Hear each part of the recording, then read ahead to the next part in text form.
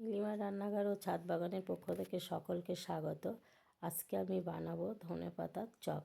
এর জন্য কিছু আমি ধনে গাছ বেছে নিয়েছি, নিয়ে সেগুলো ধুয়ে ধনের পাতা, পেঁয়াজ ও লঙ্কা কুচিয়ে নিয়েছি। এবার এগুলো একটা বাটির মধ্যে নিয়েছি। এগুলো কিন্তু আস্তে আস্তেও চপ করা যায়। তারপর এর মধ্যে আমি লবণ, হলুদ, একটু কর্নফ্লাওয়ার, চাট মশলা ও বেসন দিয়েছি।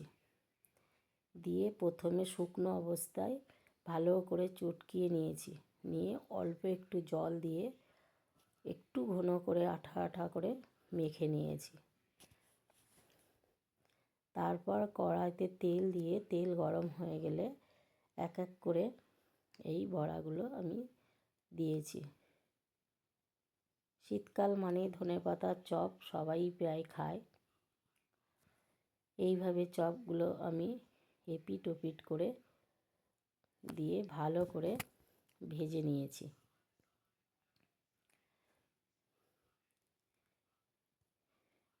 এবার এইভাবে ভাজা হয়ে গেলে আমি একটা অন্য পাত্রে তুলে রেখেছি। এইভাবে আমার চপগুলো ভাজা হয়ে গেছে।